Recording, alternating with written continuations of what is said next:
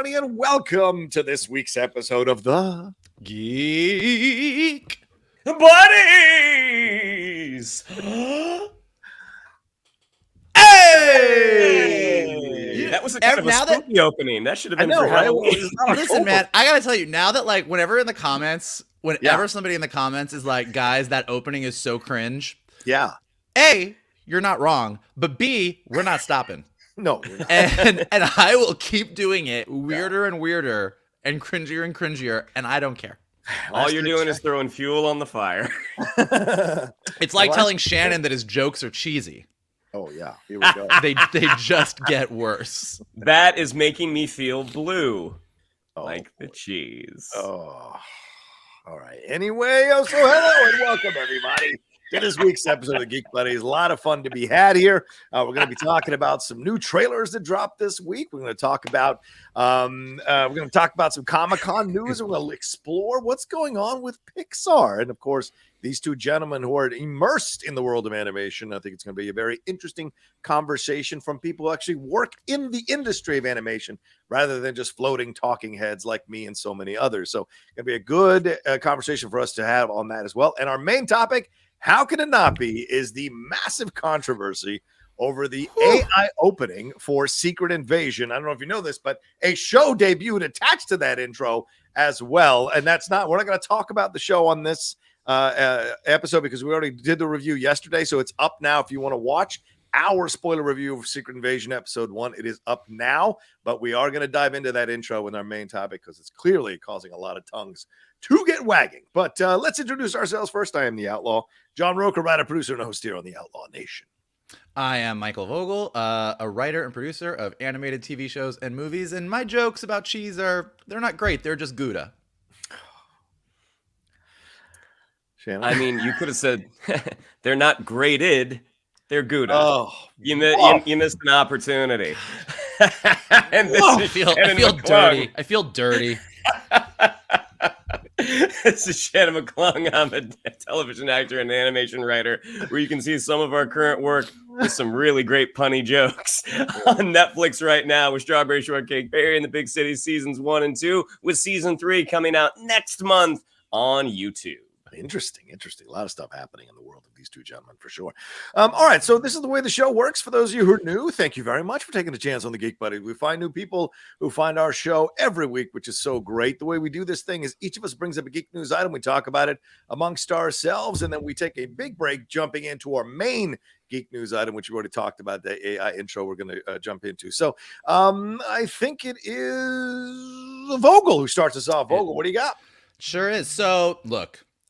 Pixar's Elemental came out last weekend, and if you are not aware of that, apparently you're not the only one, because it did not do great.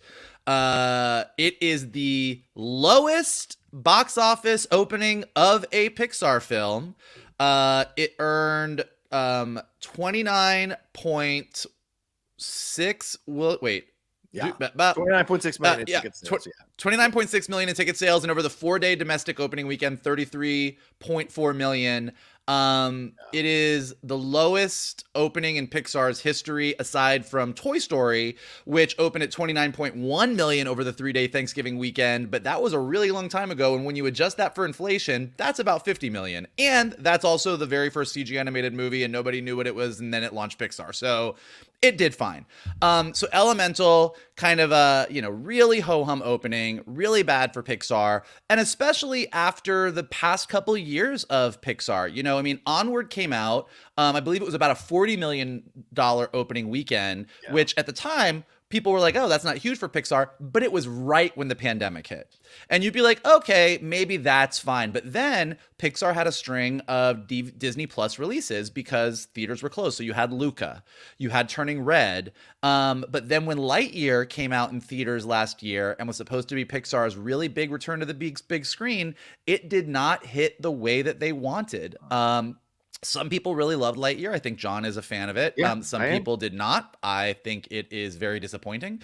But, all in all, it's just, we are a far cry from the days when Pixar was this studio can do no wrong. Every movie that they make is magic. So that's not great. Now, one little ray of I don't want to say hope, but potential silver lining.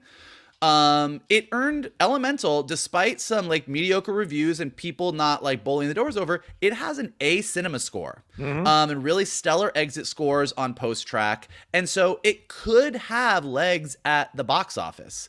And also opening internationally, it beat The Flash in South Korea. Like, it is doing decent.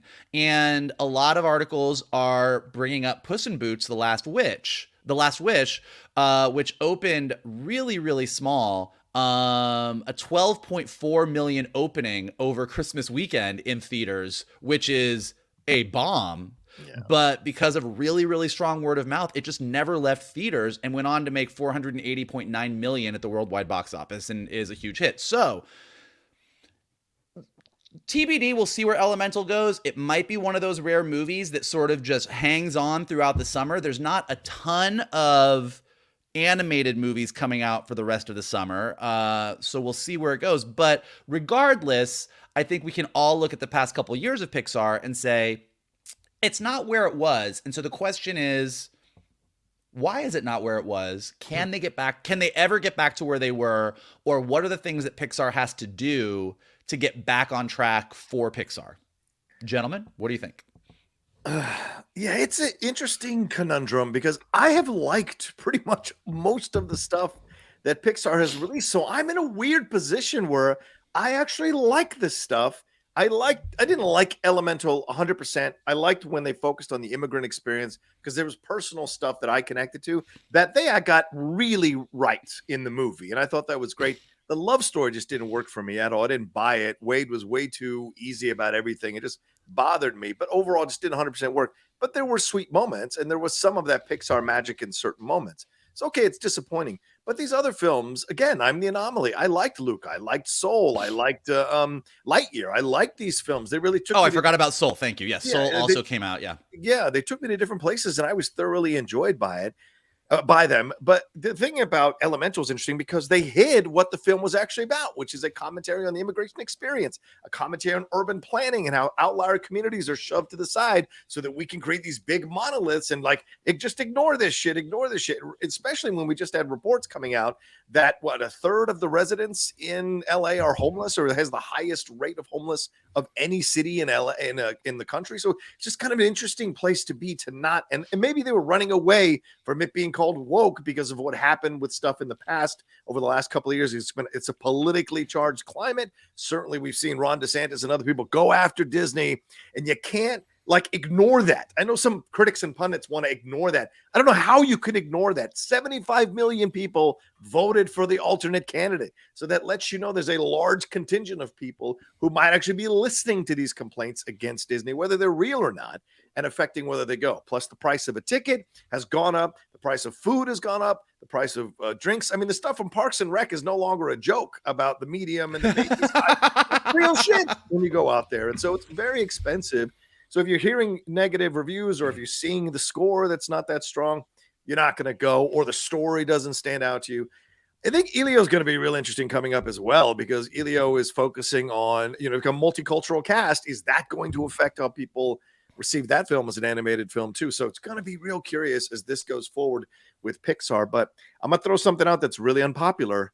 Ever since John Lasseter left, and I know he left for legitimate reasons, the bloom has kind of been off the rose at Pixar. And I wonder if maybe they just haven't found their next Lasseter who isn't inappropriate with women to step in and take that spot and lead them and be bold and daring and visionary going forward. Nothing against Pete Docter. I love Pete Docter, but clearly it doesn't seem to be working.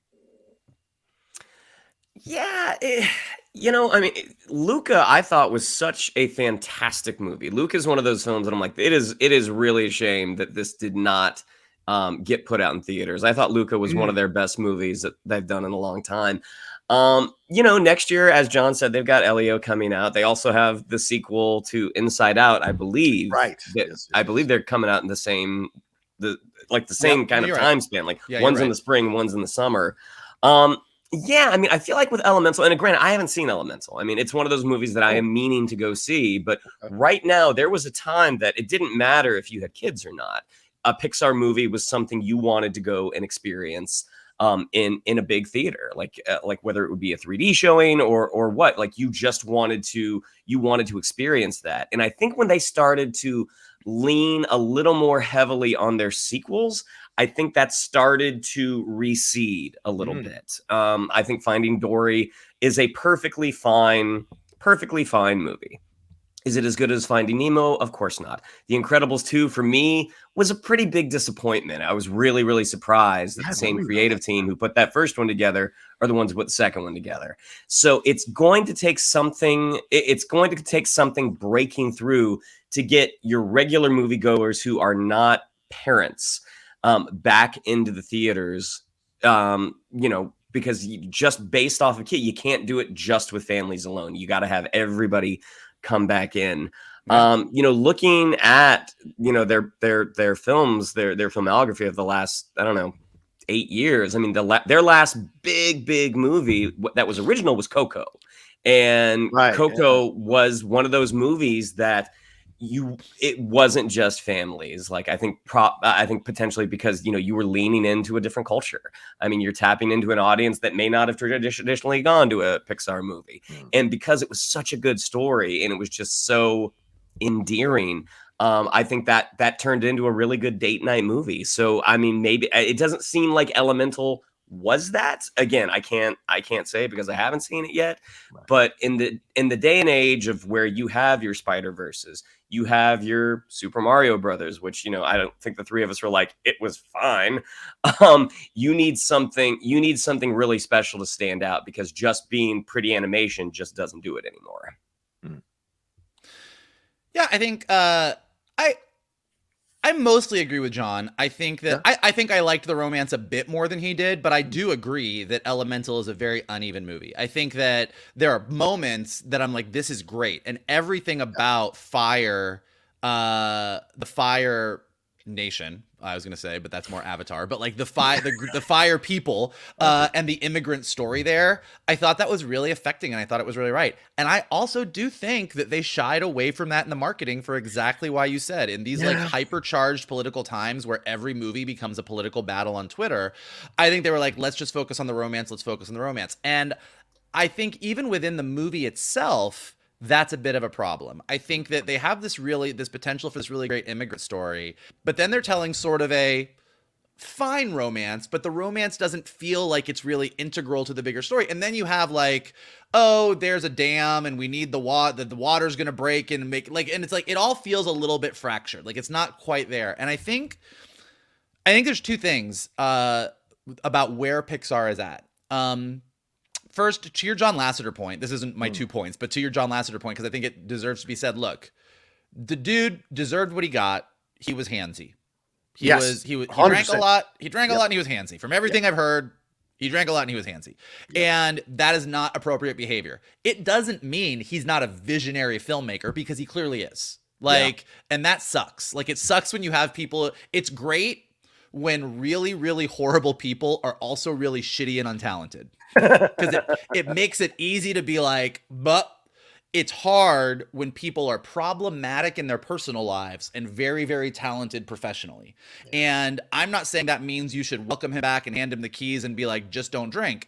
I am saying, though, that is when you are going to examine why Pixar is where it's at, even though I think getting rid of Lasseter was the correct decision, I do think that has clearly affected them. Yeah. And I think one of the reasons is, like, Pixar used to be, when they first came out, they were the holy shit animation studio. Like when Finding Nemo came out and there was this cute animated movie with fish that all of a sudden opened with this tragic death of these children, and then this single father who lost his wife having this one son who was the one child that survived even though he had a janky fin, and it was this highly emotional movie. People were like, holy shit. Incredibles was the very first movie that got human characters that didn't look like 8-bit video game characters practically. Like they were the revolutionary studio, and they were trailblazing. And I think they were hungry and they were young and they were willing to like take risks and try different things. Now they're not the young and hungry studio anymore. They're the established studio. And I think they Yeah. do play things a little bit safer. And I think that, to Shannon's point, Coco is an unabashedly authentic movie about a very specific ethnic group. Yeah. And it worked. And I think that had they leaned into this immigrant story, had they gone full, like, we are using the elements to talk about the immigrant situation that we are all dealing with and how we feel about immigrants, and had just been unabashed about it, I think people on Twitter would have lost their minds, and half of Twitter would have been like, I'm not going to go see this woke ass movie. But I think it probably would have been a stronger movie that would have had more conversation about it. Yeah. You can't change who you are no, I don't mean like, of course you want to go to therapy, but I mean like people know the brand of Disney, right? And they know what Disney's about. And just because some people, and I could argue you could use woke, are woke now about Disney's message about, universality and everybody being equal and having equal opportunities now, you can't stop being who you are just simply to chase the dollar, because then the people who are your fucking people are going to turn on you too. And then you'll be out of both, because those people you're never going to convince to come back into the tent, no matter what you do. So just really foster the audience you do have, lean into it more. And then eventually, if any of those people see the light, they'll come toward the tent again. And that's that. So it seems to me it's weird the way they're playing it. But I will say this, it's an interesting track from Peter Sohn to Peter Sohn, right?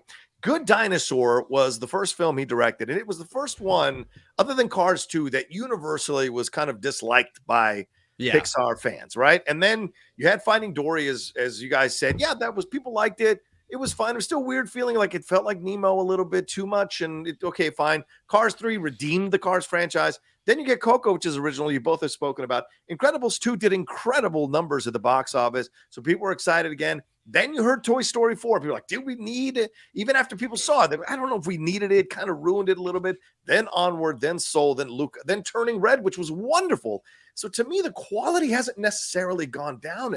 I just wonder if the tastes have changed, the demand has changed. And we talk about this with superhero fatigue. Has Pixar just knocked it out of the park so much that people go, if you're not going to meet me here at 450 feet, I'm not going to show up for anything that's a single or a double or a triple. And I wonder if that's a part of it now too, with the way they're looking at things. I think they maybe, as much as you're like, we all want Pixar to get back to where they were, I think maybe they hold on to the past a little bit too much. Like, I think, again, when they came out, their humor and their jokes, they were like, this is adult humor. This is really, really funny. Now you go look at Elemental and you have a lot of puns. And there's some very funny puns, but I'm there. There's about the wind and the water and the this and the that. But then you go over to Across the Spider-Verse, which is like, this is a movie, this is an animated movie like I've never seen before. Right. And that's what we used to say about Pixar. It's like, I feel like they need to just start really pushing their own envelope and being like, if any studio right now, Sony Animation is pushing into, we're making animated movies that are for adults that kids are also going to go to. Right. And with the Ninja Turtles movie coming out at the end of this year, it's like, oh, well, that looks really, really different. That looks amazing. This looks really, really cool. And with Pixar, with to your point with Elio, it might be a super beautiful, touching, emotional story, and it might hit on bigger elements. But based on the trailer, it's like, okay, here's a kid who gets to go hang out with aliens.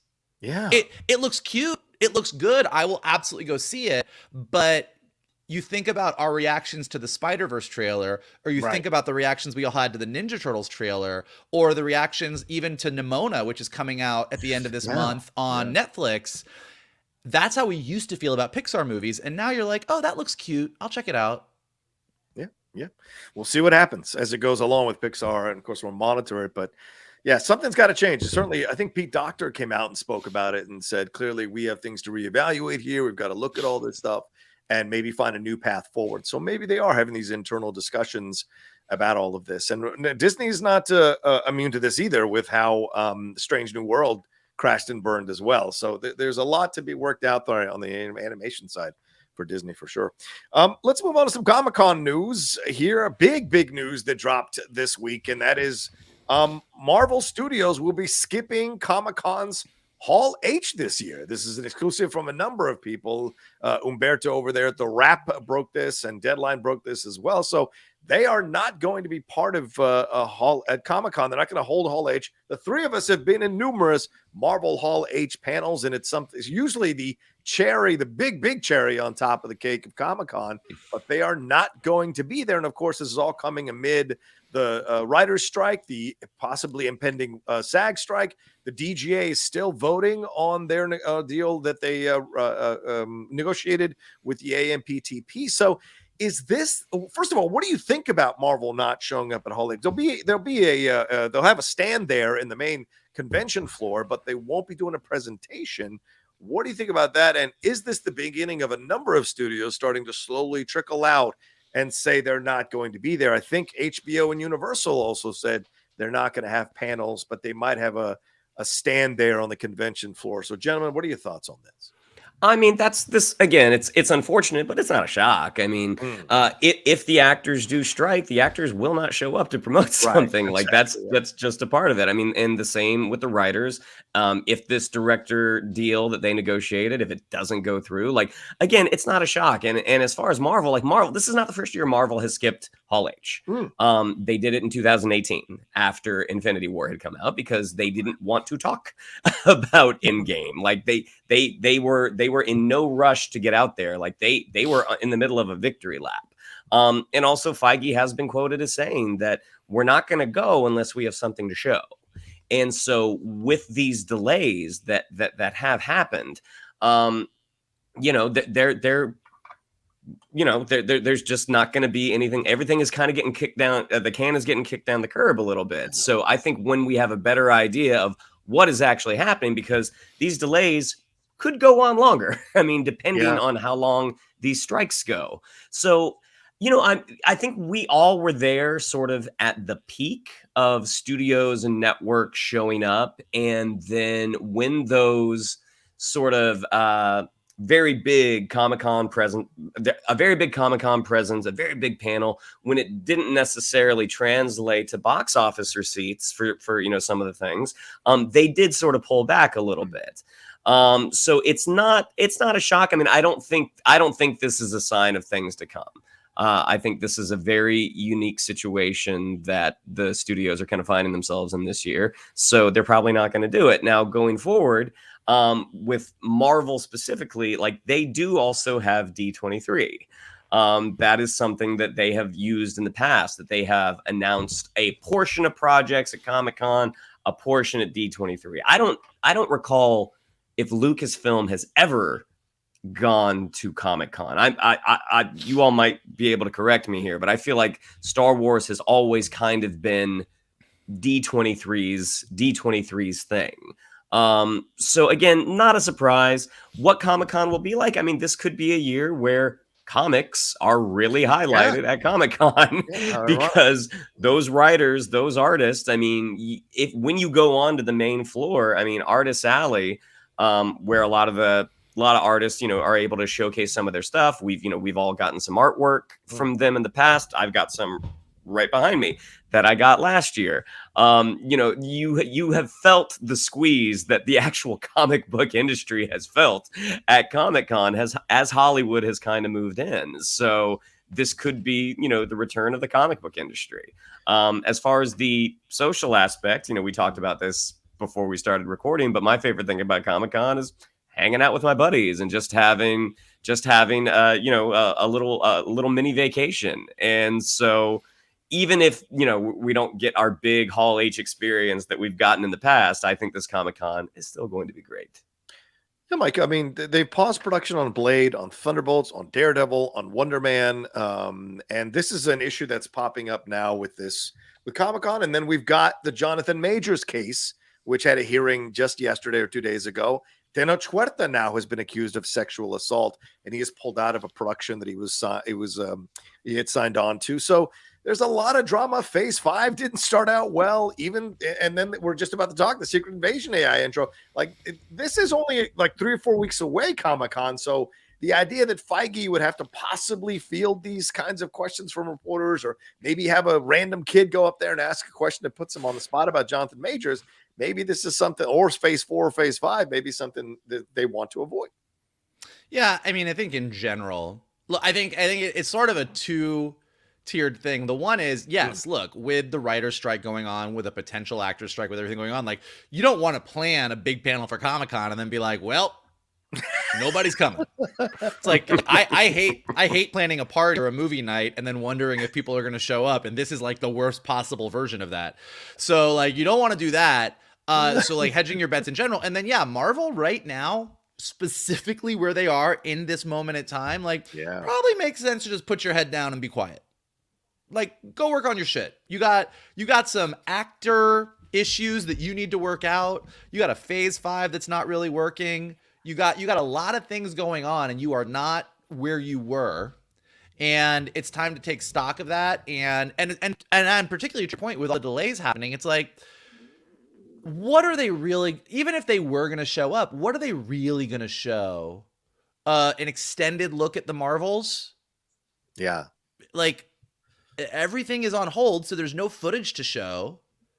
You know, like they're like, so like you can, like, there's not a lot of there. So even if there was no strike, I kind of think maybe they would still hold off on this year and say, look, we're going to show you stuff when we have stuff to show. But I just don't think there's a ton right now.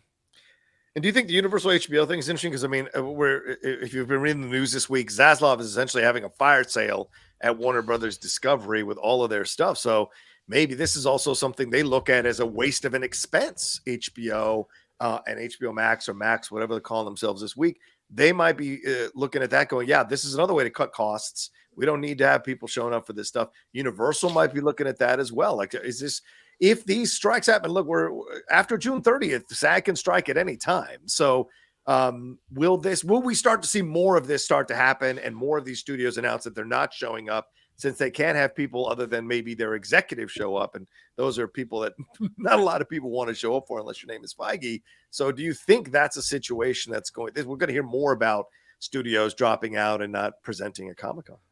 I was an executive, and I think I was very entertaining on my panels. You were very good. Thank you very much. No, I think that even the strike stuff aside, I think that Shannon is right. Like, we sort of have lived through the arc of Comic-Con. Like, I feel like Comic-Con in the few years before we all started going was more comic book focused, with a couple studios showing up. And then we lived through that heyday. Like, we lived through, holy shit, everybody's showing up. It's a whole thing. And now we're kind of coming down. And I don't think that means that it's all going to just dry up and shrivel. I think Comic-Con, San Diego Comic-Con, is a geek institution. And to Shannon's point, even without all of the panels there, just the giant community that shows up, and the way that the entire Gaslamp quarter sort of changes. It's different. It's different than other Comic-Cons where you go to like just the convention center, and the convention center is great. Like, the entire city feels like Comic-Con. And so I think that even just going down there for the weekend, as we're going to do, and going and checking out comic book stuff and looking at all the amazing art, and just, you know, like, just nerding out with people about stuff, it's going to be fun. It's going to be a good time. And I do think that studios like Marvel, like Universal, like HBO, once Zaslav goes and does whatever he needs to do in his life, I think when they have big things, there's these huge big things, I think they still will show up at Comic-Con. Maybe not to the degree that they used to, but I think that we're not, we're in that same place as we were a couple years ago during the pandemic, when everyone was like, oh my God, movie theaters were all going to close because everybody has shifted their attitudes and no one's going to go to the movies anymore. It wasn't true. Same thing here. It's like, yes, this year is maybe going to be a little light. Does not mean Comic-Con's over. It's true. Well, we'll be happy to have you all in my city. So we'll look forward to you guys showing up. All right, let's take a quick break, and we'll jump into our other news topic, and then our main topic here right after this. Do you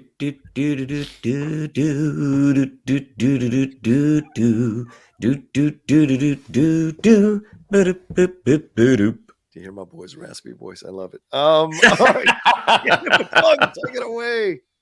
With trailers, we're only talking 2 this week. Okay. And to start off, it's not even a proper trailer, but Netflix held their Ta-Dum event last weekend, showing off a bunch of their stuff that they have coming down the pipe. And one of the things that they showed, without being a proper trailer, it was a little behind-the-scenes featurette of Rebel Moon. This is the next opus from Zack Snyder. So this is sort of a, I don't want to say we'll say an homage to Akira Kurosawa's Seventh Samurai. This is Zack Snyder's Star Wars, essentially. Yeah. He has assembled a very impressive cast, including Charlie Hunnam, Anthony Hopkins, Jaimin Hansu, Sophia Boutella from Kingsman and The Mummy. But visually, this thing looks stunning. Like, no matter how you feel about Zack Snyder's films, you can never argue that he has an incredible eye. And the thing that we have seen with this is his original production, an idea that he says he's had for 20 years. It just looks like a Zack Snyder movie. Now, he had his first foray with Netflix with Army of the Dead, and a lot of folks really liked that movie. I mean, I thought it was a little overly long, but some really impressive visuals and some a lot of fun moments, even if I didn't think it altogether was a great film. But something that you see as we're talking to the cast in this, this is, again, a behind the scenes featurette, so they're going to be very diligent about what makes it in. The actors that work with Zack Snyder really seem to love working with Zack Snyder. They just really, really love this guy. And if passion is the metric that you're basing this off of, it looks like it's probably going to be through the roof. But gentlemen, I'll throw it over to you. Johnny, let's actually start with you. What did you think of our behind the scenes featurette of Rebel Moon? As the biggest Zack Snyder fan on this panel, I liked what we got. Very interesting. There were shades that evoked other sci-fi stuff I'd seen in the past. Certainly, there was some Riddick stuff that came screaming back into my mind as I was watching stuff. There was even a Madonna video that came into my mind from watching this stuff. Bedtime Stories, I think, is the song. So there was a lot here that was really interesting. But they start off with almost, I think the second shot of it is Zack Snyder standing in front of a green screen. So that lets you know they don't have a star, right? And like for his other ones, was it Day of the Dead or whatever it was called, the one on Netflix where they're stealing the zombies in the bank and all of that. It was Batista. Batista was big enough to be the star of that, and that's what you sold it on. But here, you have a bunch of people who've tried to be leads, but people have really like Hunnam is the new what's his face from John Mars from the Mars film. He's the new Taylor Kitsch. Like, people have said for years, Hunnam, but nobody goes to see Hunnam movies, right? Sylvia Boutella is not a lead. Ed Skrein is not a lead. Yes, you got Hopkins and Hansu, but those are usually you add on as kind of giving some gravitas or put an anchor of respectability and nobility in the show, or the film. So it's going to be real interesting if this one sells, and I think it's actually really smart to put it on Netflix because I don't know that the box office would necessarily be there for a movie like this because there's not a big star. That being said, Snyder is your star. So if Snyder is enough to sell the film, if Snyder is enough to get people to watch views, especially with the new metrics that Netflix is implementing, then they'll have done what they needed to do here. Look, I thought The Mother was terrible, and it got it was like the second or third highest rated film on Netflix that got watched. So clearly Netflix, it's all about getting the eyes on their content, and people sitting at home are more willing to try stuff that they wouldn't normally pay for because in their minds, they see it as kind of pseudo free. So I understand that. So for me, though, the look of this looks fantastic. The design, the special effects, all of it looks really cool. So I'm hoping it works. I'm hoping it's good, but I don't necessarily think this is the strongest talent of actors to bring together to get the point across. So Mikey, what are your thoughts? I'm on board. Shannon said it best. Like when you say this is Zack Snyder's Star Wars, which is clearly is what it is. Yeah. I'm like, great. Let Zack Snyder do his Star Wars. Don't let Zack Snyder do Star Wars. I am great. Like Zack Snyder can go for the rest of his life and make the epic, huge movies that he wants to make. He is an amazing cinematographer. Like his movies look beautiful. He knows how to work with special effects and visual effects. Like he's great. The actors who work with him love him. Like he seems like he's a really genuine good guy who loves what he does. His aesthetic and his style of storytelling, not necessarily mine. So but I enjoyed the Vegas zombie movie. I didn't think it was perfect, but I had a blast watching it. Yeah. And this looks like something that I will watch and I will be like, let me count the number of issues that I have with this story, but it looked great. And it's because it's its own thing and it's Zack Snyder's vision, I can appreciate it, as opposed to if Kathleen Kennedy came out and said, we're continuing with episode 10 directed by Zack Snyder, I would like pass out and die. So I'm so happy. I'm so happy that he gets to do his Star Wars over here, and I will watch it and I will enjoy it, and it looks visually crazy, and it's not my Star Wars. So I think this is a win-win for everybody. Here's Michael looking at Zack Snyder getting ready for Rebel Moon. As long as he's not doing Star Wars. There you go. All right, shit. Well, before Santa comes down your chimney this year, Zack Snyder's going to get there first, because this comes out December 23rd this year. And so just a couple of days ago, and again, this will be another one where we get Rocha's reaction first, because Rocha's going to be a little more positive. We got our first trailer. I was very positive about Rebel Moon. I am excited to go see this movie. I misread that. You are 100% right. But I know what you think about the next one, because we got the trailer for KRAVEN the Hunter. Oh. This is coming from director JC. I don't know if it's Chandor or Candor, but this is the director of Triple Frontier, Netflix action movie that had Ben Affleck, Charlie Hunnam, Pedro Pascal. Really interesting trailer. I mean, this is Aaron Taylor Johnson starring as KRAVEN the Hunter, Russell Crowe playing his dad. Oh my gosh, the name I just dropped it. Alessandro from Nivola. The Sopranos, Nivola, playing the Rhino. So this is Sony's third attempt at dipping into the Spidey villain pool, and as a trailer, I will say, this looked really cool. I was like, this is a really interesting trailer. I think Aaron Taylor Johnson is a very captivating lead in this. It just makes me go, huh? Because, like, is this the best use of your Spidey resources? If they are trying to build up to a Sinister Six that has Michael Keaton's Vulture, Tom Hardy's Venom, Jared Leto's Morbius, and now Aaron Taylor Johnson's KRAVEN, it just seems like a weird, long road to take to get to a movie that there might not be an audience for. Really, but as a trailer, again, I think this looked fun. This looks like it has a lot of potential. Yeah. I also thought Morbius could have been fun as well. But John, let's throw it over to you. What did you think of our first look at KRAVEN the Hunter? Listen, as someone who's not a fan of the Venom films, and I didn't mind Morbius. It wasn't great, but I didn't mind it.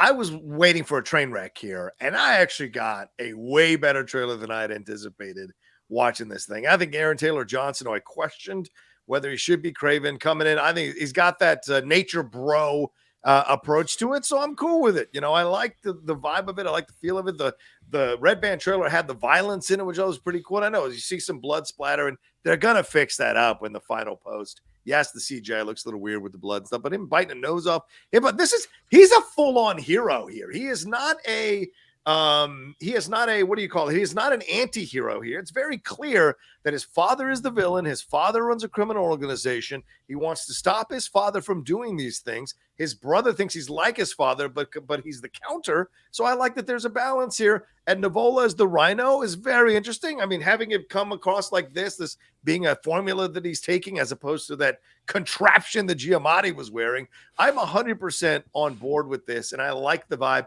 And we may find out that KRAVEN the Hunter might be their focus for this Spider-Verse. And it could be a twist or a turn, because everyone's been going like, how are you going to get together with the Sinister Six if you keep making all the Sinister Six nice people or people that you like? It's an interesting turn. But overall, I liked it very much. And the director, oh God, I forget his name right now, but JC Chandor. JC Chandor. I enjoyed JC Chandor's work. And Most Violent Year with Oscar Isaac was good. Margin Call was good, I thought. At Triple Frontier, maybe a bit too far. So I'm excited to see what he's going to be able to do with this film. Might be the best of these Sony Spider-Verse movies, judging from the trailer. And for my counterpoint, Michael Vogel. I mean, it looks like the best out of the four of them so far. Like, It is a trailer that exists that is like, yeah, that looks like an actual movie. Like, it has a clear story.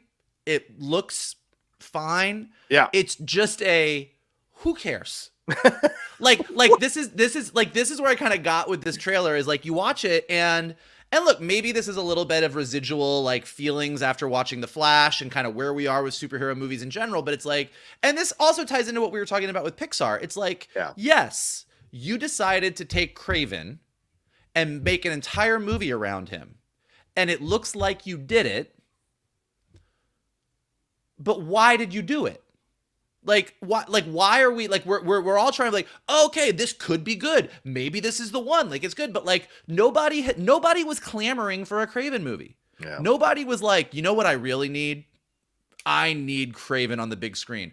Like it just feels like you're trying so hard to do something. I think it's really interesting that Sony right now is the best of Spider-Man and the worst of Spider-Man at the same time. Oh yeah, like and I'm like, they on the one hand are telling one of the greatest Spider-Man stories that for a lot of people that has ever been told, and on the other hand they're trying to make this thing happen. Like it is not the Sinister Six, it is like the sad looking Six. Like it is just like, come on, like are we really excited about these characters coming together to fight a Spider-Man, but we don't know which one? Like the whole thing is just so fraught. That my two favorite parts of the trailer, aka my least favorite parts of the trailer, were KRAVEN getting covered with spiders. Yeah, because they were like, guys, Spider-Man, don't forget he is a Spider-Man villain. There's spiders in this movie, and then the Rhino thing at the end. I cannot. What? Like. Just because Paul Giamatti in a giant mecha rhino suit was the stupidest thing ever doesn't mean turning the Rhino into a mutant. Do you know why they call me the Rhino? I was like, get out. Just get out. Everybody get out. Okay, so we got Venom, we got Morbius, we got KRAVEN, we got the Rhino. We maybe have Michael Keaton's Vulture based on a really poorly thought out post-credit sequence. Yeah. And Scorpion, cool. Right? We still have Scorpion, don't we? Or is he in the MCU? Well, he's in the MCU. Yeah, but it's like, but I mean, that is the thing. Like with all and I think this is where we are with Madam Web. Madam Web's coming, Mikey. Don't forget. Oh yeah. Whoa. Oh God. How could I forget? Marking my calendar now. But I think that, and this is what we're talking about with Pixar, but I think it's true of Marvel right now. I think it's true of DC right now. And I think it's true of these Sony movies. It's like, when we talk about superhero fatigue, that's clearly not really a thing, because when something like Across the Spider-Verse comes out, everybody runs to go see it. Nobody's tired of superhero movies, but I think people are tired of movies that are just coming out because. Yeah. And because comic book movies are so big and we have these connected universes, you have a bunch of executives like pouring through back issues of comics, whipping them out, being like, guys, Condiment King, could that be a thing? Maybe Condiment King. And then you're like, okay, cool. Ryan Coogler is directing Condiment King for DC. And then we all are like, oh, maybe it'll be cool because it's Ryan Coogler. And we go through this whole process, but then you're like, nobody really cares. Yeah. So it's like, give us a reason for these movies to exist, despite like, that's not just it's connected to a bigger thing. And it's not just, well, we need to get all these villains out so that they can fight Spider-Man. Like, and this movie looks like it's fine, but it doesn't look like it's necessary. We shall see. Johnny, anything to reply with? No, I think you're right. They haven't told us what their plan is, and the more of these films that come out, the more frustrating it becomes, because we're like, we know you're connecting these motherfuckers. Tell us what you're fucking doing, because it's a bit unfair to not give us the game plan and then expect to show up. This is what they are pulling the full Lost. Lost told us for five and a half seasons that they had a plan, and then at the end they're like, okay, we lied, we didn't have a plan. Other than abusing everybody behind the scenes, we didn't have any plan other than we were horrible behind the scenes, but we didn't know why that polar bear was there either. I'm not gonna lie to you. Somebody in the writer's room said it would be cool, but like we didn't know why it was there either. We didn't specify the plan was going to be on screen. We didn't expect all you to figure it out in season 1, so we don't want to do that. Anyway, all right. Well, the hunt starts October 6th. KRAVEN the Hunter. Birthday month. Yeah. Yeah. All right. Anyway. All right. Let's take a quick break and we'll jump into our main topic here right after this. Beep, pop, boop, bop, beep. Yeah. Good stuff. Yep. Great. All right.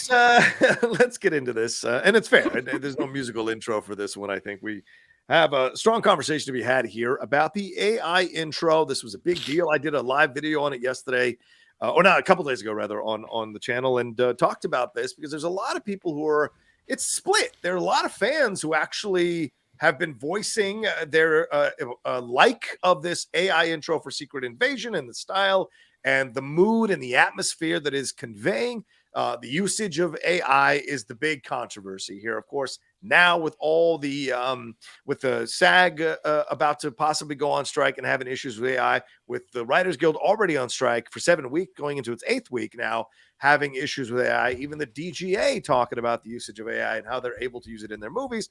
A lot of this is very topical, and Marvel now coming in with an AI intro here for their Secret Invasion has split the fandom in half, and there's a lot of battles going on about rights, about artistry, about what this signals about a multi-billion-dollar corporation not giving a shit about the artists and using an intro like this that insults people. One of the visual artists working on it said that it's a slap in the face to people. Stephen Ford, who's a friend of mine, we follow each other. He's a director. He said it's a slap in the face of every Disney artist that has come forward. But I myself, personally, let me throw my 2 cents in. I defended this usage because it's, to me, I see it as the right usage for the right show. A show that is supposed to unsettle you, not make you, or have you feeling like who is a Skrull, who's not a Skrull, what's going on here? And they took advantage of a controversial technology that people are topically talking about today to hammer the point home even further with their viewers and their fans. So I understand the anger, but I also understand and defend the usage. Ali Salem, who is the director of all 6 episodes, said he wanted to use it. So it's artist choice. It's an artist choice to use it. So, gentlemen, what are your thoughts about this controversy? What are your feelings about it overall? Well, I think a lot of it kind of has to do just with timing. In that, with the writer strike going on and AI being a part of it, it's not the entirety of it, but it is a part of it. With the impending actor strike, which again, it is a part of it. Sure. And, that article from a few months ago about the overextension of VFX artists, I think using a sequence like this, even though AI is a tool and AI has been used before, I think that's kind of the big sticking point. I mean, does that mean you kind of scrap the whole thing and have artists do it? Now, a firm was hired to do this. Yes, so it's tough to say. I mean, for folks that have worked on the show, I understand that point of view of like, wow, we did this. We worked on this for, a year, however long. And basically the last thing that would be done, you decide to turn over to a computer wholly to this program. So I do get it. Watching the sequence, had someone not told me it was AI, I wouldn't necessarily have known.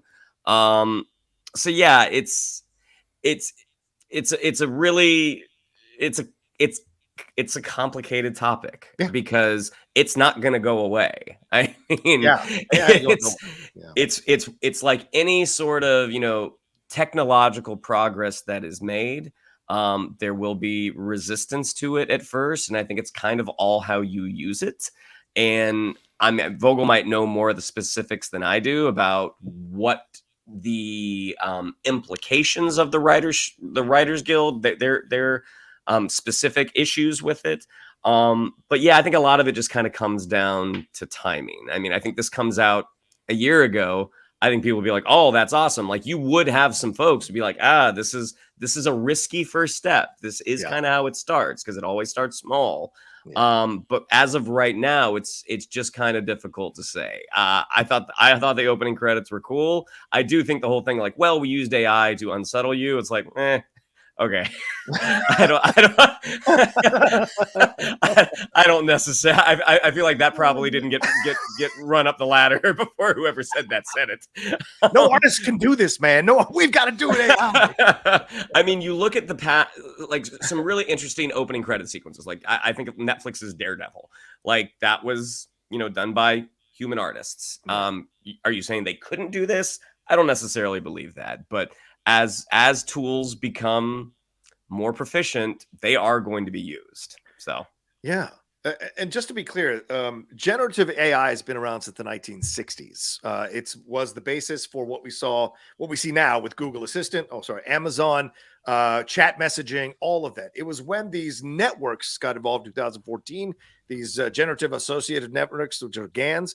That's the thing that what we see now with like the Lensa app and these other things, and what we see AI being used here in this situation. That's when it's become a real source of anger. Chat GPT is what people have been using to write scripts and whatever. So, Mikey, you've been on a number of sides on this in terms of exposure to it as an animation guy, as a writer, and what have you. So, what are your thoughts? And as a Marvel fan, so what are your thoughts on this? Yeah, I mean, look, I've been in, like, obviously you just go to Twitter, you can see everyone's opinions, but I mean, I've been on text threads. I've been on text threads with writer friends and with artist friends and animation friends, and everybody talks about it. Everybody's freaking out about it. I've had friends who have used Chat GPT. Yes, Chat GPT. Yeah. Chat GPT to sort of be like, put a prompt in and see it, and they're like, oh, fuck, we're all going to get fired. We're there. And like, we're not. Right. There's like, you're like the human part of creation is still going to be necessary, but it's gonna change things. Like, and that's and I think like with the writer's strike right now and everything, nobody is like, aside from people on Twitter, nobody is like, burn AI to the ground, it's Skynet, we have to save ourselves from the machines. Everyone is grappling with how it's going to get used and what the ramifications are. With the writer's strike, the primary issues are credit and residuals. Like what they want to make sure doesn't happen is that a studio uses Chat GPT to sort of pump out a movie outline. Hey, robots, moon, destruction, rebels, nuclear war, snowmen, and like get like an outline for a feature and then hand it to a writer and say, fix this. And then the writer doesn't get full credit because they're like, well, we already used the AI. Like, so writers want to go, look, if you use something and hand it to a writer, that writer is the first draft. That writer gets full credit. That writer gets full residual. So, and I think it's the same thing on the art side. I mean, a few weeks before this happened, there was a thing going around about how Across the Spider-Verse employed AI in its animation production. And everybody was like, how dare they do this? And animation people came out and were like, guys, the AI was used to do something to make the artist's life easier. Across the Spider-Verse employed more human animators than any other animation production in recent memory. This AI tool was used for this thing. And so I think, look, Shannon's right. Timing's not great. Like with Marvel being like, 100%. with everyone going crazy about AI in general, the writer's strike having AI be a prominent part of how do we grapple with this, and all of the news about visual effects houses not having unions and being just completely decimated by all studios, but Marvel in particular, the timing is not ideal. But when you look at this, and as I said on Twitter, when you look at this main title sequence that Method Studios did, that has a bunch of human producers and artists and AI technicians working on this thing. And they didn't just go, here's the music, scroll, White House, Sam Jackson, enter. Like, they utilized AI as a tool, but when you look at how the stuff is moving to the music and how it goes from one shot to the other and all these things, that is a human hand guiding this thing. Now, that might not sit great with some people, and some people might be like, that sucks. But the problem is, whether it sucks or not, it's here. It's not, we can't turn back the clock. Like, it exists and it's going to get used. The thing that it really makes me think a lot of, I've been thinking a lot in the past 24 hours about Phil Tippett. Ooh, okay. Phil Tippett is a visionary guy who was at ILM from day one. We all love Chewie and 3PO. playing whatever, I forget what the game is called that they always play in Star Wars, but with the little monsters, Phil Tippett did those monsters. Phil Tippett did the Tauntaun in Empire Strikes Back. Phil Tippett is a stop motion genius who did so many things. Sabak. That's the game. Nope, right? Sabak is the card game. God damn it. Go ahead. But like Phil Tippett did all of these things that, like, for the generation that we all grew up in, with ILM becoming this thing, like most of the stop motion things that we saw growing up that we thought were awesome were Phil Tippett was behind them. Phil Tippett was going to make those dinosaurs for Jurassic Park. Like, he had done the tests, the dinosaurs were happening. And if it hadn't been for a couple guys at ILM going, I bet we can build a T-Rex in CG, he would have done it.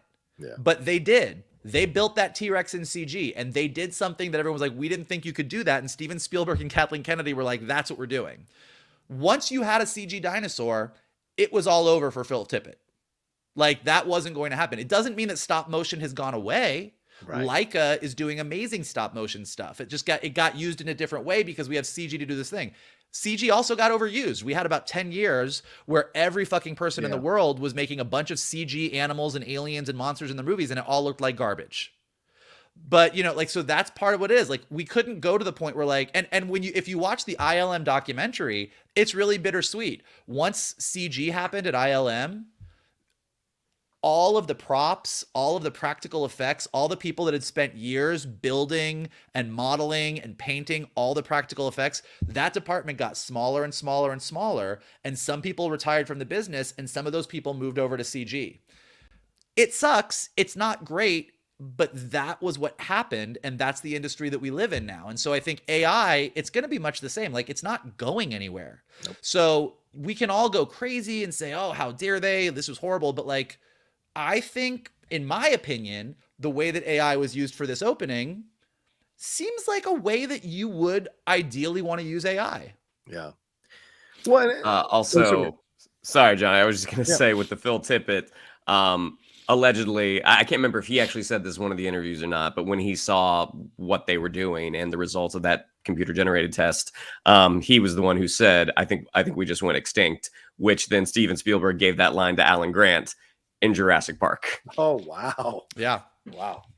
Dejarik is the name of the game, by the way. Dejarik! Yes, Dejarik. Because I'm wearing a Star Wars hat, guys. But no, this is such a fascinating thing to explore. And and since I did the live show yesterday, I've been reading a bunch of articles, and going back and forth with people on Twitter like crazy. It's been very illuminating. It sounds frustrating, but also illuminating to see how this is all happening. Because to me, I understand people's anger, and you're right, but I think they took advantage of the timing. I think they could have easily scrapped this intro possibly and been, oh, dude, this is not good. It's been 7 weeks. Could they have done something quickly with other artists? Maybe something generic, maybe, because it's about the show. It's not about the intro, right? So maybe they could have put something together. But I think, and I was quoted in the post on this in the Washington Post. It was a really nice little thing for me. Yeah, I know. But like, I was just saying that. Johnny, you dropped this name. The three of us. But anyway, I said that I think they did this on purpose. And people are like, oh, it's your pet theory. Yeah, it's a pet theory, but nothing happens without a lot of thought and consideration at Marvel. And I think Marvel purposely did this to little bit fuck with people, to little bit get people a little more upset or paying attention to this. Remember, sometimes people's angry reactions make them watch something more than they normally maybe might have. And so they wanted to take a chance. Part of being bold doesn't mean bold and everything is good and you all love it. Part of being bold is I'm going to take a chance. Let's see what fucking happens, but I want to take a chance. And so I would say it was bold of them to use AI and risk this kind of backlash. And I know a lot of you who have dog-eared paperback books of, Catcher in the Rye in your back pocket will be upset that I would say a multi-billion-dollar corporation is bold. But at the end of the day, they are bold to make a decision like this and risk the backlash, especially with Phase 4 being so uneven, Phase 5 not starting out great, the Jonathan Major stuff, Dennis Huerta. They wanted to be bold with this series. They wanted this to be their Andor. And so they took a chance with something like this. Now, You may hate it, and I totally understand and respect people who hate it or whatever, but Michael brings up an excellent point. Study the history of CG. Were you just as pissed when you saw the T-Rex in Jurassic Park, knowing that practical effects were going away in all these departments and all these people were going to lose jobs? Did you feel that way, or did you marvel at the dinosaur? Because guess what? You were a step along the process for AI to show up. People want to be vacuum-like when they approach these things, but every single usage of AI, every single celebration of CG has led to this moment. And yes, you could say, well, CG had a human being, but yeah, a human being put this thing together as well, and artists were credited and whatever. So it may not be the way you liked it, but that's how it was done. And I totally get, as a member of SAG, I get the union's frustrations and angers, but I also think you guys are right, and I'm glad you guys see the same thing. This is inevitable. It is going to happen. It's a matter of making it happen in a way that works for creatives and artists and doesn't cost too many jobs, because it will cost jobs. It's just about minimizing the effect. Yeah, I mean, the other example that really comes to mind, and look, it's not all great. Like, is like CG animation. I mean, we're sitting here, we're talking about Across the Spider-Verse, we're talking about Elemental. Great point, Mike. CG animation really hurt 2D animators. Some 2D animators moved over to CG. Some 2D animators never did it. And it is undeniable that we don't make as many 2D animated films. Like, every major animated film that comes out now is CG. Maybe it uses some 2D elements.